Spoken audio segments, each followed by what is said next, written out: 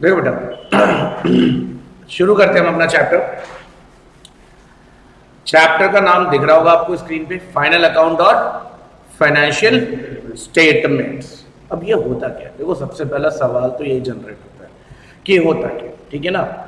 लेकिन ये सब चैप्टर्स तो हम शुरू करेंगे, बातें करेंगे इनके बारे में। लेकिन देखो, पहली क्लास है अकाउंटिंग की, तो थोड़ा सा पहले हम बात करते हैं अकाउंटिंग क्या होता है, ठीक है ना। सारी चीजें सीखेंगे, अकाउंटिंग क्या होता है सबसे पहले हम ये सीखते हैं, व्हाट इज अकाउंटिंग। बहुत पढ़ा, बहुत देखा अकाउंटिंग के बारे में, लेकिन होता क्या है ये आज तक शायद हमें क्लियरली नहीं पता चला, है ना। तो आज क्लियरली पता चल जाएगा, देखते रहो थोड़ी देर, ठीक है। What is accounting? तो देखो, अकाउंटिंग के बारे में बुक में बहुत सी चीजें लिखी होंगी, बुक को तो साइड कर दो दोस्त, बुक को साइड कर दो। बुक में तो लिखा है, वो किसी ऑथर ने बहुत अपनी अपनी डेफिनेशन दे रखी होगी, हमें उससे मतलब नहीं है। हमें अपने शब्दों में, अपने तरीके से वी हैव टू लर्न कि what is accounting, actually what is accounting. So देखो, अकाउंटिंग के बारे में बोला जाता है, accounting is it is what, it is the language of, sorry, it is the language of what? Business. It is the language of business. Sir क्या बात कर रहे हो, लैंग्वेज ये बोलता है क्या, भाषा है इसके पास? हाँ जी बिल्कुल, इसके पास अपनी एक भाषा है जिसका नाम क्या है, अकाउंटिंग। बिजनेस के पास अपनी एक भाषा है जिसका नाम क्या है, उस भाषा का अकाउंटिंग नाम है, याद रखना। अकाउंटिंग किसका लैंग्वेज है, बिजनेस का। तो बिजनेस की अपनी भाषा है, क्या नाम है उसका, अकाउंटिंग नाम है। यू मस्ट रिमेंबर दैट कि बिजनेस भी बात करता है। सर कैसे बात करता है? एग्जाम्पल समझो, अगर मुझे तुमसे कोई इंफॉर्मेशन निकालनी हो, कोई भी बात पूछनी, तुम्हारा नाम, पता, what's your dream and all, जो भी चीजें जाननी हो, तो तुम क्या करोगे, मुझे यू विल टेल मी, बताओगे। बताने के लिए क्या करोगे, you will use some language. मतलब for communicating anything, if you are communicating anything to anybody, you need some sort of language। कोई लैंग्वेज तो चाहिए ना भाई अपनी बात बताने के लिए। यहां अब बिजनेस की अगर कोई भी इंफॉर्मेशन चाहिए आपको, तो आप क्या करोगे? ऑब्वियसली बिजनेस से पूछोगे, और बिजनेस से पूछो, अब ये नहीं एक्चुअली मतलब पूछने लगना कि मतलब आप बोलो भाई तुम्हारा क्या हाल है, नहीं। पूछने का मतलब क्या है, you will refer to the records of the business. Record मतलब कौन से रिकॉर्ड्स को रेफर करोगे, अकाउंटिंग रिकॉर्ड्स। तो दोस्त, दैट इज क्वाइट क्लियर कि अगर आपको बिजनेस की इंफॉर्मेशन चाहिए, तो बिजनेस की इंफॉर्मेशन कहां से मिलेगी, अकाउंटिंग रिकॉर्ड से मिलेगी। कितना प्रॉफिट है, कितना लॉस है, कितना इनकम है, कितना एक्सपेंडिचर है, कितना एसेट है, कितनी लायबिलिटी है, everything will be clear, crystal clear, अगर आप रेफर करते हो क्या, accounting records of the business.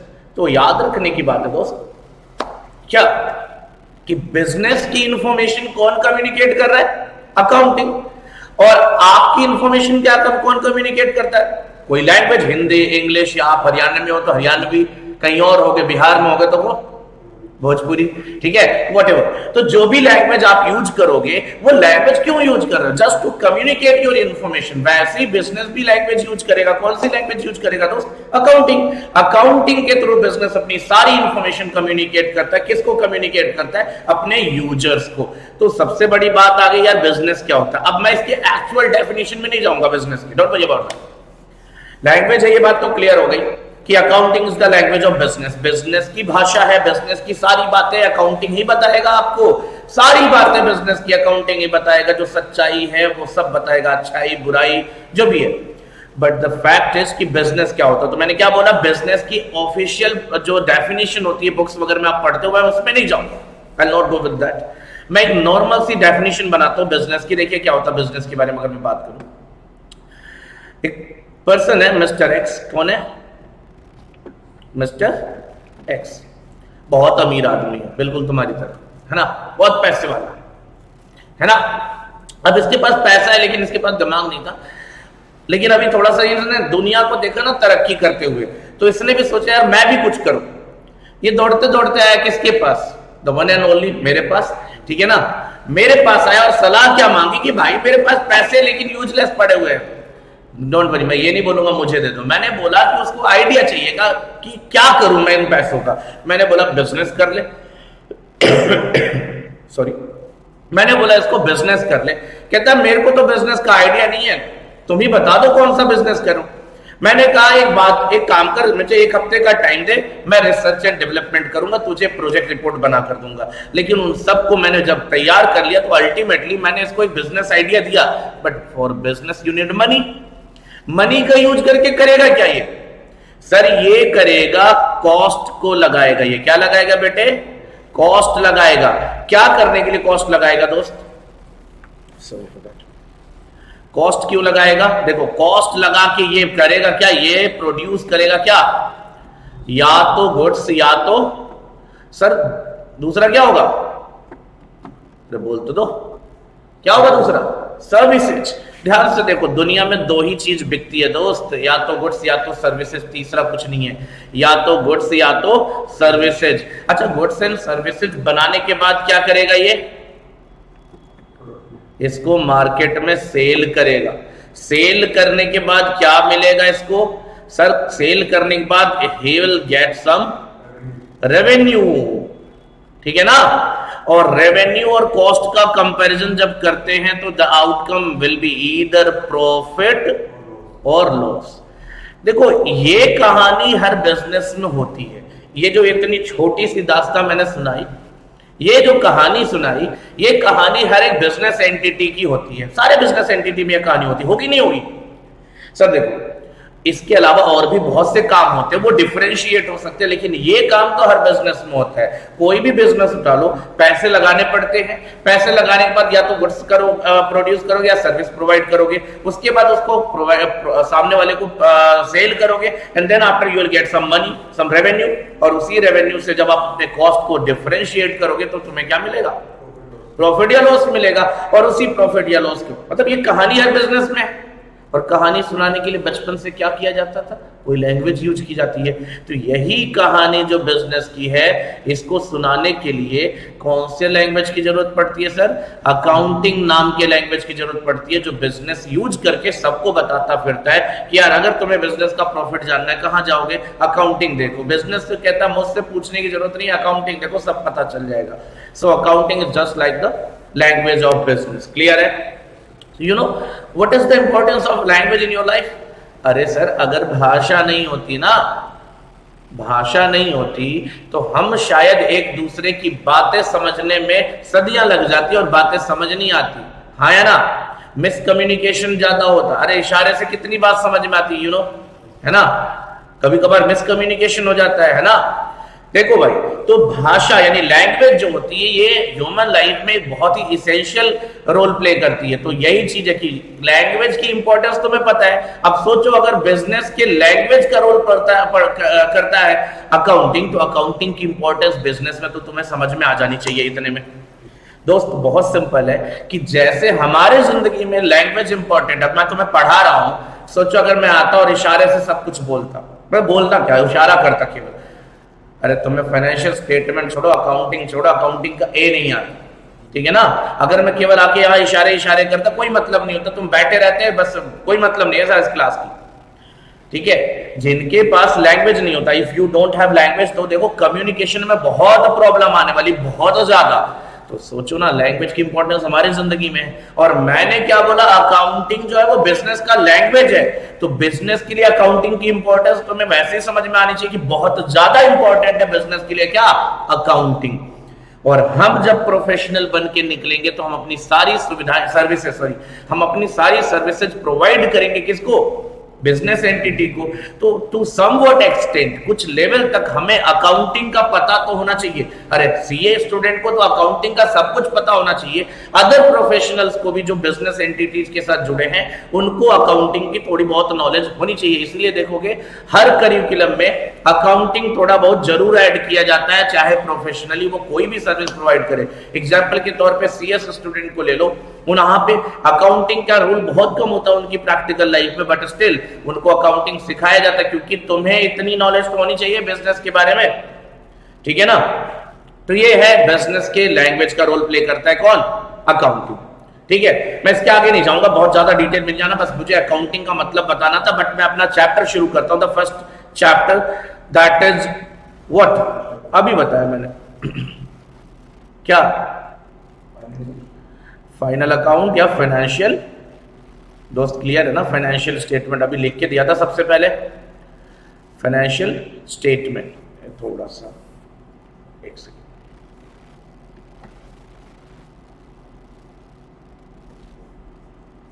Just a second.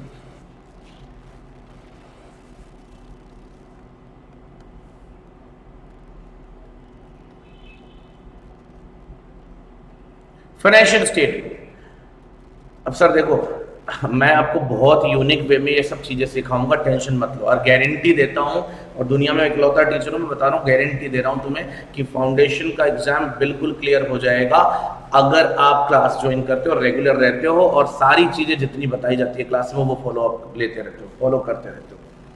ठीक है ना?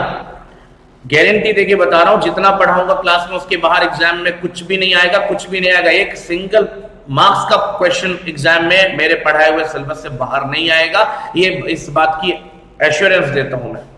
एंड आफ्टर मतलब जैसे एग्जाम होगा, एग्जामिनेशन हॉल से बाहर जब आओगे ना, तो खुद पता चल जाएगा कि मैंने जो बोला है वो कमिटमेंट सही बोली है या गलत बोली। अगर तुम्हारे जानने में कोई पुराना स्टूडेंट मेरा होगा तो पूछ कर देखना कि कोई भी बात ऐसा नहीं है कि मैं झूठ बोल रहा हूं, ऐसा कुछ। और यू कैन वेरीफाई, तो मैं बहुत इजीली बता रहा हूं कि जब भी चैप्टर खत्म होगा, पास्ट एग्जाम क्वेश्चन पेपर उठा लेना और वेरीफाई कर लेना मेरा क्लेम कि जो मैं पढ़ाता हूं एग्जाम में वही 100% मिलेगा, उससे बाहर कुछ नहीं मिलेगा। तो मैं एग्जाम के लेवल से थोड़ा आगे पढ़ाऊंगा।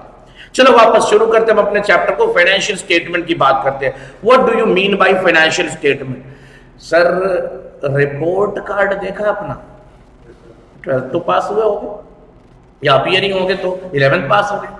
तो देखो 12th जो पास हुआ या 11th पास हुआ, कभी अगर एग्जाम क्लियर होगा तो जब एग्जाम क्लियर हो जाता है, एग्जाम का रिजल्ट आ जाता है, तो हमारे सामने एक रिपोर्ट कार्ड प्रेजेंट किया जाता है। Report card you know, marksheet बोलते हो ना? हाँ, तो रिपोर्ट कार्ड क्या बताता है बेटे? रिपोर्ट कार्ड आपका दो चीजें बताता है। रिपोर्ट कार्ड जो आपका होता है वो दो चीजें बताता है। पहला क्या बताता है? What is the result. क्या बताता है? रिजल्ट क्या रहा, हाँ या ना? रिजल्ट। और दूसरा क्या बताता है? What's your position in class, हाँ या ना? फर्स्ट आए, सेकंड आए, थर्ड आए या आए ही नहीं, मतलब ठीक है जो भी है। तो क्लास में क्या पोजीशन रही और तुम्हारा रिजल्ट क्या रहा, ये दोनों बातें बताता है कौन? रिजल्ट, यानी रिपोर्ट कार्ड, हाँ या ना? बोलो। रिपोर्ट कार्ड तुम्हें दो ही बातें बताता है कि तुम्हारे एग्जाम देने के बाद, यानी पूरे साल तुमने जो पढ़ाई करी है, साल या सेशन जो भी बोलो, 6 महीने का है तो सेशन बोलोगे, ईयर है तो एनुअल होगा तो एनुअल। तो जो भी तुमने पढ़ाई करी है उस पढ़ाई का अल्टीमेट आउटकम क्या निकला, कैसे पता चलता है तुमने सही से पढ़ा या बदमाशी करी है? तो इससे पता ऐसे चलता है सर कि जब हम एग्जाम देकर आएंगे, जब हम क्या करेंगे, एग्जाम देकर आएंगे, तो कुछ दिन बाद हमारा एक रिपोर्ट कार्ड बना के हमें दिया जाएगा। हमें रिपोर्ट कार्ड बनाकर दिया जाएगा और उस रिपोर्ट कार्ड में हमारे सारे कच्चे चिट्ठे खोल दिए जाएंगे कि हमने पूरे जिंदगी, मतलब पूरे सेशन में क्या मौज मस्ती करी है। अगर आपने पढ़ाई अच्छे से की है तो रिजल्ट आपका पास में आएगा, और अगर आपने बदमाशी करी और एग्जाम खराब कर दिया तो आपका रिजल्ट फेल का आएगा। तो दैट इज रिजल्ट एक्चुअली। और उसके बाद उसमें बताया जाता है कि पोजीशन क्या क्लास में, फर्स्ट सेकंड थर्ड या नीचे से टॉप किया है, ठीक है ना, व्हाटएवर। तो जहां से भी देखोगे रिजल्ट आपका दिखाई देगा, ठीक है ना, और फाइनेंशियल पोजीशन दिखाई देगा क्लास में। देखो बिजनेस के साथ भी ऐसे होता है। बिजनेसमैन पूरे साल बिजनेस करता है, कुछ डिसीजंस लेता है, कुछ इन्वेस्टमेंट करता है। अब उसके सारे डिसीजन सही हो ऐसा जरूरी नहीं है। इस बात को सर्टिफाई करता है हमारा फाइनेंशियल स्टेटमेंट। ये क्या करता है देखो ध्यान से, this is nothing but the what, report card of business. This is nothing but report card of business. याद रखना कि financial statement is nothing but the report card of business. याद रखना इस चीज को बेटा, काफी सिंपल है। Report card of business, financial statement क्या होगा? Report card of business. तुम्हारे रिपोर्ट कार्ड ने दो बातें बताई, रिजल्ट और पोजीशन, तो इनके रिपोर्ट कार्ड में कुछ अलग थोड़ी ना होगा। क्या होगा देखो ध्यान से, ये भी दो ही बातें बताएंगे भाई साहब, ठीक है, याद रखना इस चीज को, ये भी दो ही बातें बताएंगे। क्या बातें बताएंगे ध्यान से देखना, ठीक है। पहला पॉइंट क्या होता है रिपोर्ट कार्ड में? पहला बोलो, रिजल्ट। Very good. पहला पॉइंट क्या होगा? रिजल्ट होगा। ये थोड़ा सा ना इसमें गड़बड़ सा लग रहा है। रिजल्ट आएगा, रिजल्ट्स आएगा। And then second one is obviously किस चीज का, अब यहां पे देखो, अब यहां आपका पोजीशन तो फर्स्ट सेकंड थर्ड था ना,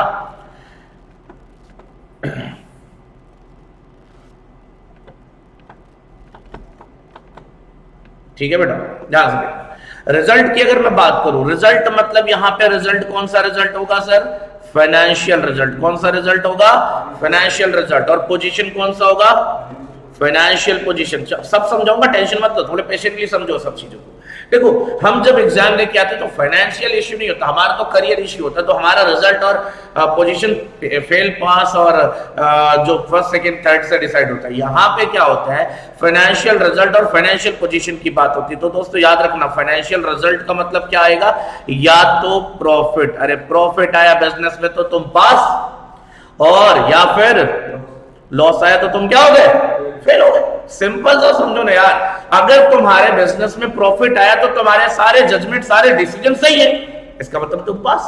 और अगर तुम्हारे बिजनेस में लॉस आया तो इसका मतलब तुम्हारा जो जजमेंट था वो गड़बड़ था, तुम्हारा बिजनेस करने का तरीका गलत था, तो तुम क्या हो गए, फेल। वही पास फेल जो तुम्हारे रिजल्ट के साथ हो सकता है वही यहाँ पे भी हो सकता है। यहाँ पे प्रॉफिट लॉस बोलते हैं। मुझे लगता है financial result is quite clear. Financial position जानने के लिए क्या करेंगे सर, किसी की भी फाइनेंशियल पोजीशन जाननी हो तो हम क्या करते हैं, जवाब चाहिए सर। चलो छोड़ो, जवाब मैं ही देता हूं, मुझे पता है पहली क्लास है, शर्मा हो गए। फाइनेंशियल पोजीशन क्या है, देखो ध्यान से, फाइनेंशियल पोजीशन जानने के लिए, अरे किसी को मान लो तुम्हारे पड़ोस में कोई रहता है, बंदा रहता है, लेट्स सपोज मिस्टर ए, ठीक है ना। अब मान लो, समझना ध्यान से जो पूछ रहा हूं, जवाब देना है। मिस्टर ए रहता है आपके पड़ोस में, उसके पास क्या है, क्या है देखो, बंगला है, सुना ना, बंगला है, और क्या है, अब मैं बंगला ही लिख रहा हूं, बंगला भाषा मतलब वो बंगलो नहीं लिखने जा रहा हूं, ठीक है, वो जैसे डायलॉग था वैसे ही लिख रहा हूं। बंगला है, देन गाड़ी है, देन बैंक बैलेंस है, और साथ ही साथ एक और है, क्या, मां, ठीक है। तो अगर बंगला है, गाड़ी है, बैंक बैलेंस और मां भी है उसके पास, तो क्या है, क्या लगता है, अमीर है गरीब है, तो तुम्हारा जवाब तुरंत आएगा, फटाक से निकल ही गया होगा अब तक तो मुंह से, क्या सर बहुत अमीर आदमी है ये तो, बंगला गाड़ी मतलब 4 बंगले हैं, 10 गाड़ियां हैं, और बैंक बैलेंस बताऊंगा नहीं लेकिन है कुछ, छोड़ो मुझे क्या पता, मेरा पड़ोसी थोड़े ना है। और माँ तो होती ही है, तो इसके पास माँ भी है। ये है मिस्टर ए की कहानी। क्या कहानी है कि इनके पास बंगला है, गाड़ी है, बैंक बैलेंस और माँ भी है। तो ये क्या है, अमीर है या गरीब है, सर बहुत अमीर है। इतना किसी के पास होता है क्या। लेकिन सर आपने गलत चीज देखी ना, आपने क्या साइड देखा, केवल एसेट साइड देखा। आपने क्या देखा, केवल एसेट साइड देखा। इसके साथ दूसरी दिक्कत क्या है ना, बंगला जो सारा का सारा है वो गिरवी रखा हुआ है। गिरवी समझते हो ना क्या, अरे गिरवी रखा हुआ मतलब क्या, कहीं ना कहीं लोन लिया था उसके बदले एज ए सिक्योरिटी इसमें रखा हुआ है, ठीक है ना, प्लेस्ड है या मॉर्टगेज जो भी समझो, ऐसे समझो, गिरवी रखा। गिरवी वर्ड बहुत यूज होता है, याद रखना। गाड़ी जो है वो फाइनेंस कराई थी, ईएमआई भरने की भी पैसे नहीं है इसके पास, आप समझो, गाड़ी भी गड़बड़ है, कभी भी लेके जा सकता है बैंक बैलेंस में इसके पास केवल और केवल 100 रुपए हैं। और सर माँ हॉस्पिटल में अंतिम सांसें ले रही है, ठीक है। अब आप बताओ ये बंदा अमीर है या गरीब है, बहुत बुरा हाल है यार। तो देखो ये सच्चाई किसी की एसेट देखकर पता नहीं चलती। देखो पढ़े लिखे लोग कभी किसी का एसेट देखकर उसको अमीर या गरीब नहीं बोलते, उसके दूसरे साइड भी देखना पसंद करते हैं, और वो है लायबिलिटी साइड।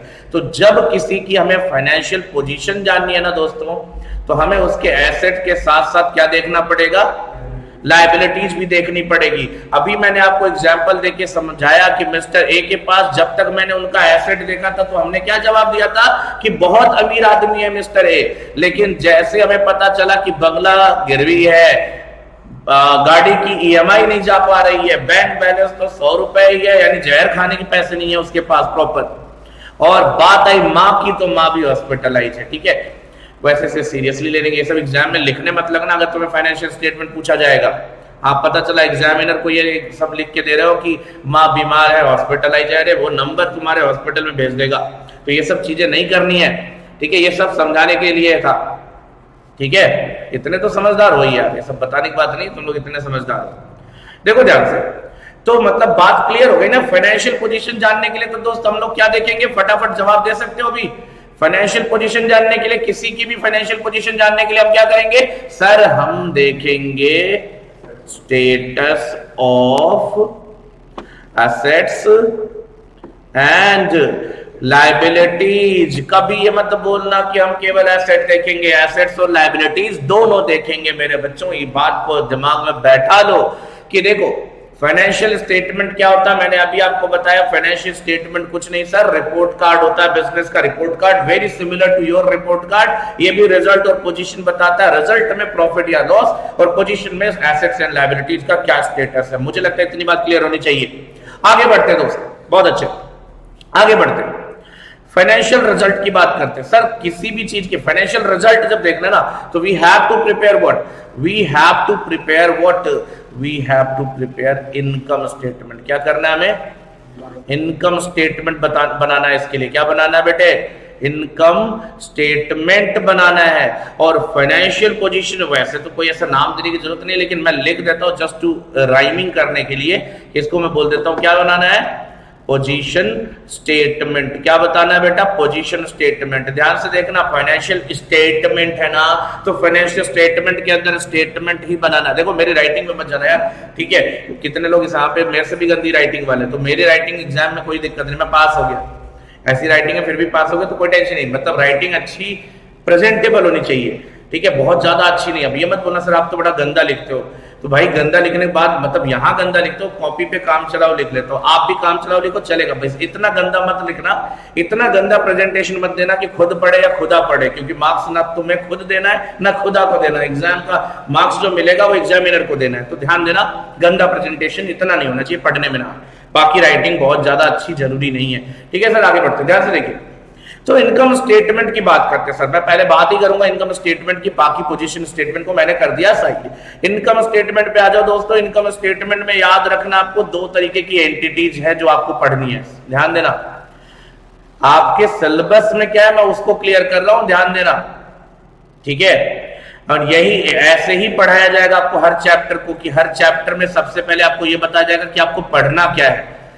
देखो कई बार हम चैप्टर पढ़ लेते हैं और यही नहीं पता रहता चैप्टर कंप्लीट हुआ या नहीं हुआ। तो चैप्टर आपको मेरी क्लास में ऐसा कभी भी कोई भी इश्यू नहीं आएगा चैप्टर कंप्लीट है या नहीं है, क्योंकि पहली क्लास में आपको बता दिया जाएगा कि आपको पढ़ना क्या, जैसा कि अभी बताने जा रहा हूं। आपको दो तरीके की एंटिटीज की बात करनी है दोस्तों। दो तरीके की एंटिटीज कौन कौन सी है देखते जाइए और सुनते जाइए। पहली एंटिटी का नाम है मैन्युफैक्चरिंग एंटिटी। क्या नाम है, मैन्युफैक्चरिंग एंटिटी। याद रखना मैन्युफैक्चरिंग एंटिटी।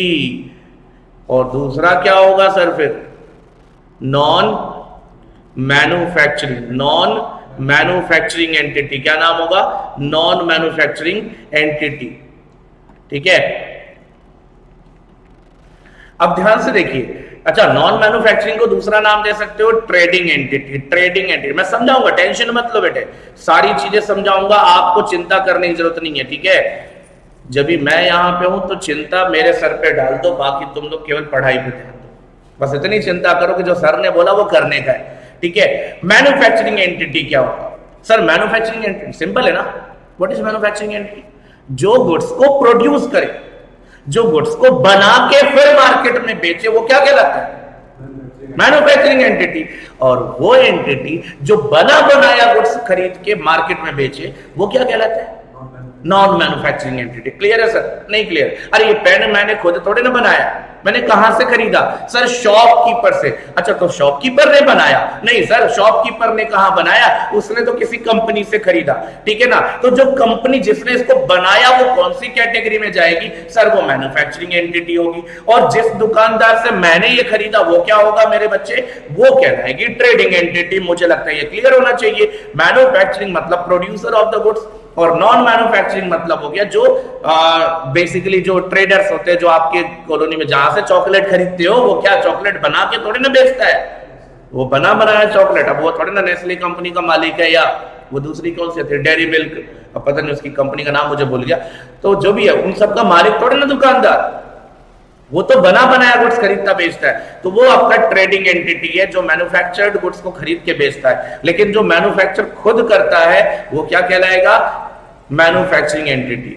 अच्छा, अभी लास्ट क्लास मतलब पिछले सेशन में पढ़ा रहा था, सर कहता है अगर पकौड़े वाला पकौड़े बना रहा है, मैंने कहा यार पकौड़े बनाना ये तो गवर्नमेंट कहती है पकौड़े बनाओ, तुम लोग क्यों पीछे पड़े हो? पकौड़े बनाने वाला कहता है पकौड़े बनाने वाला मैन्युफैक्चरर है या नॉन मैन्युफैक्चरर? अब मेरे भाई इसका जवाब तो कसम से मेरे पास भी नहीं मिला, क्योंकि पकौड़े मैन्युफैक्चरिंग कैटेगरी में तो आते नहीं है वैसे तो, ठीक है? तो आप इतना जज्बाती होकर जवाब मत खोजने निकला पकौड़े बनाने वाला मैन्युफैक्चरर या नॉन मैन्युफैक्चरर, क्योंकि बनाता तो प्रोड्यूसर। अरे नहीं रे, ये ऐसा कुछ नहीं सोचते भाई, ऐसा कुछ नहीं है, मैन्युफैक्चरिंग की बात नहीं है वो, ठीक है? वो अलग सीन हो गया उसका, ठीक है ना? वो एक्चुअली अलग सीन हो गया वहां पे, तो आप उसको दिमाग में मत लाओ, ठीक है ना? और ये सब अजीब अजीब बातें बच्चे करते रहते हैं। खैर कोई नहीं, पकौड़े बनाने वाला मैन्युफैक्चरर नहीं होता दोस्त, याद रखना, ठीक है ना? चलिए मैन्युफैक्चरिंग एंटिटीज की बात करते हैं। अब ध्यान से देखिएगा आप मेरे आगे के पॉइंट्स को जो मैं बताने जा रहा हूं मैन्युफैक्चरिंग एंटिटी के बारे में, ध्यान से देखिएगा। मैन्युफैक्चरिंग एंटिटी सर ध्यान दीजिएगा कितने क्या क्या करती है मैन्युफैक्चरिंग एंटिटी, ध्यान दीजिए।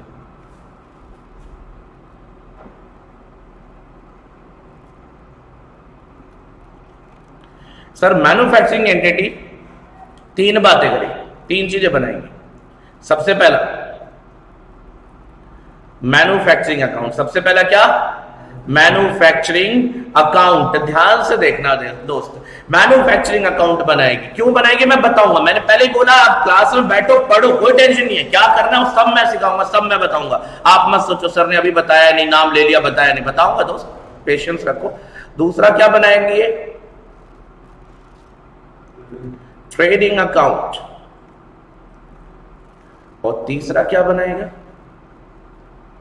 You know profit and loss account. Sir balance sheet भी तो बनाता, तो मैंने अभी किसकी बात करी है? Income statement. किसकी बात करी अभी?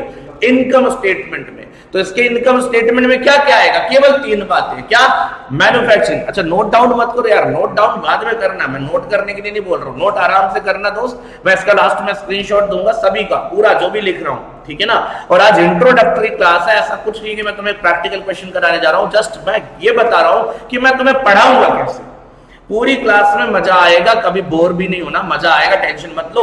और दूसरी चीज है कि देखो अभी बर्डन नहीं फील करो, अभी तो जस्ट ये इंट्रोडक्टरी क्लास, अभी तो शुरुआत की है, तो बोलते हैं अभी तो इतनी जल्दी क्या, अभी तो मैंने स्टार्ट किया है ना।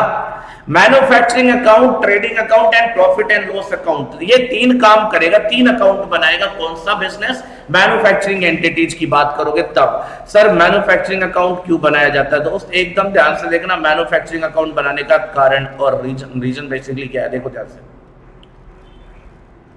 To get, that is prepare to get cost of production. क्या? कॉस्ट ऑफ प्रोडक्शन, ध्यान देना बेटा।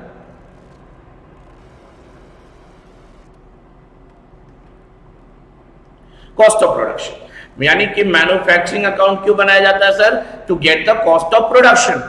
सो ट्रेडिंग अकाउंट क्यों बनाया जाता है? ये तो आपने बहुत बनाया होगा, लेकिन चलो कोई दिक्कत नहीं। टू गेट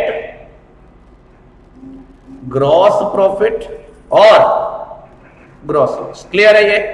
बोलो भाई। देखो मैन्युफैक्चरिंग अकाउंट बनाने का ऑब्जेक्टिव क्या होता है? ये इसलिए बनाया है कि हमने जो गुड्स या सर्विस प्रोड्यूस करी है, गुड्स बेसिकली जो प्रोड्यूस किया है, वहां पे उसकी प्रोडक्शन कॉस्ट कितनी आई है, गुड्स को बनाने की कॉस्ट कितनी आई है, वो आइडेंटिफाई करने के लिए जो हम अकाउंट बनाएंगे उसे नाम क्या देंगे दोस्तों? उसे नाम देंगे हम मैन्युफैक्चरिंग अकाउंट। और जो ट्रेडिंग अकाउंट की बात करेंगे तो ट्रेडिंग अकाउंट क्यों बनाया जाता है दोस्तों? वो बनाया जाता है to get the gross profit और ग्रॉस लॉस। और पीएनएल अकाउंट क्यों बनाया जाता है बच्चे? पीएनएल अकाउंट बनाया जाता है टू गेट व्हाट? अरे बोलो ना, नेट प्रॉफिट और नेट लॉस। बहुत अच्छे। तो देखो ये तो आपको पता है यार, नेट प्रॉफिट ग्रॉस प्रॉफिट आपने बहुत निकाला है, बट देखो ऑब्जेक्टिव क्या है प्रिपरेशन का? मैन्युफैक्चरिंग अकाउंट में हमें प्रोडक्शन की कॉस्ट निकालनी है, ट्रेडिंग अकाउंट में ग्रॉस प्रॉफिट या ग्रॉस लॉस निकालना है, और बैलेंस पीएनएल अकाउंट में हमें नेट प्रॉफिट या नेट लॉस निकालना है। What about non manufacturing entity? तो दोस्तों नॉन मैन्युफैक्चरिंग एंटिटी का भी सवाल सुन लो, क्या दिक्कत है इसमें। नॉन मैन्युफैक्चरिंग एंटिटी क्या करती है, देखो ध्यान से। नॉन मैन्युफैक्चरिंग एंटिटी भी अब दो चीजें बनाएगी, ये तीन नहीं कितनी, दो। आपको क्या लगता है क्या गायब हो जाएगा इनके वहां से?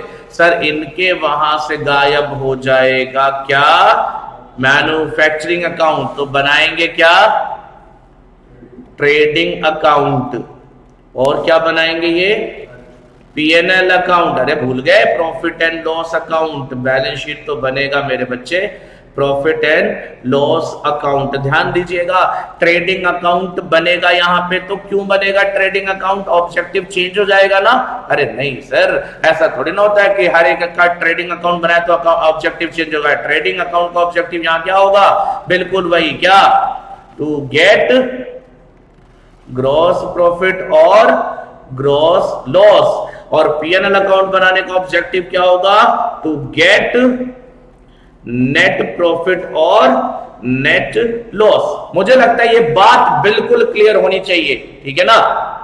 देखिए जितनी भी बातें मैंने बताई हैं ये सब आपको नोट डाउन करने के लिए मैं स्क्रीनशॉट दूंगा। आपको इसकी चिंता नहीं करनी दोस्त, क्योंकि वो चिंता मेरी है, आपको केवल पढ़ना है, बस इतना ही सोचना है, ठीक है। तो ट्रेडिंग अकाउंट बनाने का ऑब्जेक्टिव है ग्रॉस प्रॉफिट या ग्रॉस लॉस फाइंड आउट करना, और पीएनएल अकाउंट बनाने का ऑब्जेक्टिव क्या है? नेट प्रॉफिट और नेट लॉस फाइंड आउट करना। मुझे लगता है इतनी बात क्लियर है। सर आते ना एंटिटी के फाइनेंशियल पोजीशन को जानने के लिए कौन सा स्टेटमेंट बनेगा? अब इसका जवाब आप सबको पता है। इसका जवाब क्या है सर? क्या? बैलेंस शीट बनेगा। और बैलेंस शीट क्या बताता है? अरे पहले ही बता दिया, बैलेंस शीट क्या बताता है? बैलेंस शीट बताता है status of assets and liability. Don't worry about theoretical portion. जितनी थ्योरी मैं तुम्हें बताऊंगा उतनी कोई जानता भी नहीं, कोई बताता भी नहीं। बेटा टेंशन फ्री रहो। तो कंसेप्चुअल नॉलेज तुम्हें बहुत ज्यादा मिलेगा, लेकिन एग्जाम में कंसेप्ट और बाकी चीजें थ्योरेटिकल आती नहीं, प्रैक्टिकल आता। तो प्रैक्टिकल भी तुम्हें जरूरत से ज्यादा पढ़ाया जाएगा। इस बात की चिंता तुम्हें करनी नहीं कि तुम्हें पढ़ाया क्या जा रहा है। तुम्हें सब कुछ बेस्ट क्लास पढ़ाया जाएगा। टेंशन फ्री होकर पढ़ते रहो, बस पढ़ते रहो, ठीक है ना। इतनी बात क्लियर है सर? ये है आपका सिलेबस कंटेंट। तो फाइनली जो टॉपिक्स मैं आपको पढ़ाऊंगा इस पर्टिकुलर चैप्टर मतलब कौन सा चैप्टर? फाइनेंशियल स्टेटमेंट में टॉपिक्स टू बी कवर्ड। क्या होगा? Topics to be covered, sorry, topics to be covered. कितनी बातें टोटली हमें पढ़नी है दोस्त? देखो ध्यान से। सबसे पहला पॉइंट हमें क्या पढ़ना है सर? हमें पढ़ना है मैन्युफैक्चरिंग अकाउंट। दूसरा पॉइंट क्या पढ़ना है सर? हमें ट्रेडिंग अकाउंट, ठीक है सर। तीसरा पॉइंट क्या पढ़ना है हमें? जवाब दे दो, बहुत अच्छे। तीसरा पॉइंट हमें क्या पढ़ना है sir? Profit and loss account.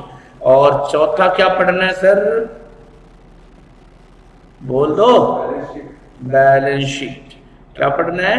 Balance sheet. और साथ में इन सबसे रिलेटेड क्या? एडजस्टमेंट्स। सब क्या होता है? देखो एडजस्टमेंट क्या होता है, मैन्युफैक्चरिंग क्या है, ट्रेडिंग क्या है, पीएनएल क्या है, बैलेंस शीट क्या है। आपको बिल्कुल चिंता नहीं करनी है। मैं इस सारी चीजों को आपको बताऊंगा, बहुत डिटेल में बताऊंगा। फिलहाल जो ये क्लास थी, ये क्लास इसलिए कराई गई है just to get the idea कि आपको क्लास में पढ़ाया क्या जाएगा, कैसे पढ़ाया जाता है। देखो हमारा काम क्या है, कैसे करते हैं, वो मैं आपको बता रहा हूं यहाँ पे। मतलब हमें पढ़ाने का तरीका क्या है। तो बेटा तब तक स्क्रीनशॉट ले लो। ये आपको पूरा लिखना। देखो ये जो आपको बातें करनी है, पूरी बातें करनी है आपको, ये पूरा बताना। देखो ध्यान से, हियर इट इज। ये नोट्स का स्क्रीनशॉट ले लो। यहां से पहले इसका स्क्रीनशॉट लो, फर्स्ट पेज, जल्दी से। Okay, second page,